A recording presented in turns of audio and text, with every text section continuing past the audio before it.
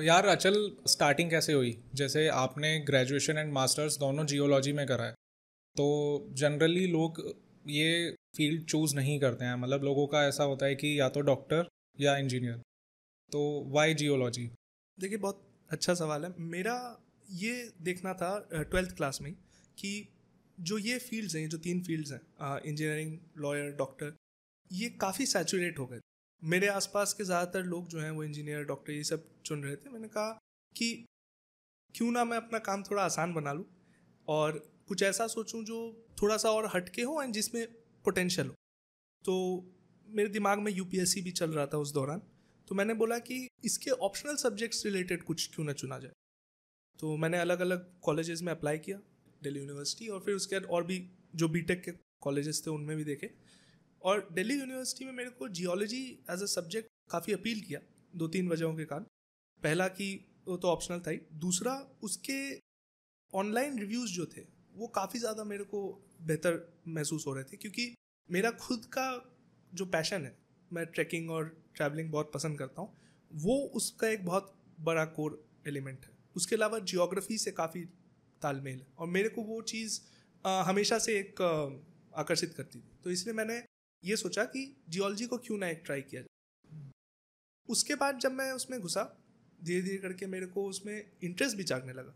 हो सकता है आसान सब्जेक्ट है, या हो सकता है मेरे को एक स्किल था उस चीज़ के लिए, एंड जिसके आगे मैंने बैचलर्स के बाद मास्टर्स करने का भी फिर सोचा आगे के लिए। तो यार जैसे आपने बताया कि आपने स्कूल में मन बनाया था कि आपको जियोलॉजी करनी है, जनरली ऐसा होता है कि पेरेंट्स का इन्वॉल्वमेंट होता है बच्चे के करियर पे, कि वो बोलते हैं कि आपको इंजीनियरिंग करनी है 12th के बाद या एमबीबीएस करनी है। तो जब आपने घर पे बताया कि यार मेरे को इस फील्ड में जाना है, तो घर वालों का कैसा रिएक्शन था? उन्होंने मना नहीं करा? मेरे घर में मेरे को लगता है एक ऐसा चीज़ था जो शायद थोड़ा सा रेयर है, डेमोक्रेसी थी वो। तो मैंने उन्हें बोला, उनको कन्विंस करने की कोशिश किया, उन्होंने मुझे कन्विंस करने की कोशिश की, और फिर अंत में जब एक तरह का समझौता है तो फिर ये समझ आया कि ठीक है, जियोलॉजी इसलिए लिया जा रहा है क्योंकि अंत में यूपीएससी जो है उसको मेरे को परस्यू करना। अगर एज एन इंजीनियर या एज ए डॉक्टर मैं करूँगा तो उसके भी जो है मेरे को ये पता चला था कि वो डिफ़िकल्ट स्ट्रीम्स हो सकते हैं आगे यूपीएससी में। बैकअप ज़्यादा अच्छा ऑब्वियसली डॉक्टरी और इंजीनियरिंग है, लेकिन मैंने अपने पेरेंट्स को ये कन्विंस किया कि मुझे सिर्फ और सिर्फ सिविल सर्विसेज में जाना है, एंड उस वजह से उन्होंने काफ़ी हद तक मेरा समर्थन दिया। फिर उसके बाद मैं आगे बढ़ा। तो आपने दिल्ली यूनिवर्सिटी से ग्रेजुएशन करी, तो जी। वहाँ का एक्सपीरियंस कैसा था जियोलॉजी में? मैं दिल्ली यूनिवर्सिटी को हंसराज कॉलेज के द्वारा किया था, एंड उसमें एक डिपार्टमेंट ऑफ जियोलॉजी है। हम लोग का डिपार्टमेंट जो है वो हंसराज कॉलेज का जो बाउंड्री है उसके जस्ट बाहर है, एंड वहाँ पे भी मतलब सारा जो फैसिलिटी है, इंफ्रास्ट्रक्चर, सब कुछ सही है। आप जो यूजुअली देखते हैं, कभी कभी सीटिंग का प्रॉब्लम है, कभी कभी वेंटिलेशन प्रॉब्लम है, क्लिनलीनेस प्रॉब्लम है, वो सारी चीज़ें वहाँ नहीं मिलती। हम लोग का तो म्यूज़ियम भी था अच्छा। डिपार्टमेंट के अंदर ही, में अलग अलग तरह के फॉसिल्स और अलग अलग तरह के जो कहेंगे फ्लोरोसेंस, फॉस्फोरोसेंस, अलग अलग तरह की चीज़ें जो सही में इंटरेस्टिंग लगती हैं, और मैंने अपने कई नॉन जियोलॉजिस्ट दोस्तों को भी लेके गया तो वो भी अप्रिशिएट किए। तो उस तरह का था। लैब्स थे, बहुत सारे महंगे महंगे इक्विपमेंट होते हैं इसमें, एंड अलग एक कम्युनिटी का फील था। तो दिल्ली यूनिवर्सिटी मेरे लिए बहुत बढ़िया एक्सपीरियंस है। दिल्ली यूनिवर्सिटी में जो जियोलॉजी डिपार्टमेंट है उसमें फैकल्टीज़ कैसे हैं, एंड उन फैकल्टी ने आपको एक अच्छा जियोलॉजिस्ट बनने में कैसे हेल्प करी? काफ़ी इंटरेस्टिंग क्वेश्चन है एक्चुअली।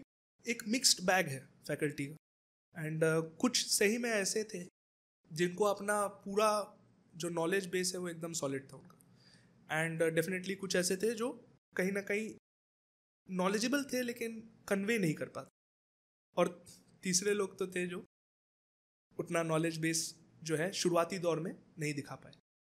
लेकिन सबके पास ऐसे क्रेडेंशियल्स थे, कुछ विदेश से पोस्ट डॉक्टरेट करके आए, कुछ अच्छे अच्छे आईटी से अपना पीएचडी करके आए एंड ऑल। जियोलॉजी जो है वो बहुत प्रैक्टिकल अप्लाइड साइंस है, तो इसलिए आपको फील्ड वर्क कंपोनेंट है and all. So all of them had proven beyond a doubt कि दे वर knowing their domain.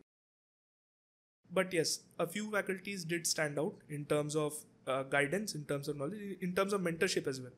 I remember some of the faculties were talking about MSc के roots, how to apply for MSc later on, क्योंकि India में BSc जो है वो अपने आप में उतना ज़्यादा अच्छा फॉल बैक नहीं बनता है। तो अगर मान लीजिए मैं यूपीएससी के लिए ऑप्शनल भी लूँ तो it should also have a fall back component. उन लोग का बस ये है कि बच्चों को जितना हो सके सपोर्ट कर लिया जाए, और उस तरह से मतलब मैं थोड़ा सा सेटिस्फाइड था क्योंकि मैंने उन फैकल्टीज से भी इंटरेक्ट किया है जो नॉन डी यू यूनिवर्सिटीज से हैं, तो उसमें मैंने देखा कि there is a difference in expertise level. तो इसलिए आई वाज रिलेटिवली सेटिस्फाइड कि मेरे को एटलीस्ट एक नॉलेजेबल पूल ऑफ टीचर्स जो है वो एक्सेस में मिला है। यार अगर किसी को जियोलॉजी स्टडी करनी है तो ये कोर्स हर जगह तो नहीं अवेलेबल होता हर यूनिवर्सिटी में, तो एक तो दिल्ली यूनिवर्सिटी हो गई, और अगर किसी को पढ़ना है तो और कौन से इंडिया में टॉप इंस्टीट्यूशंस हैं जहाँ पे वो अप्लाई कर सकता है?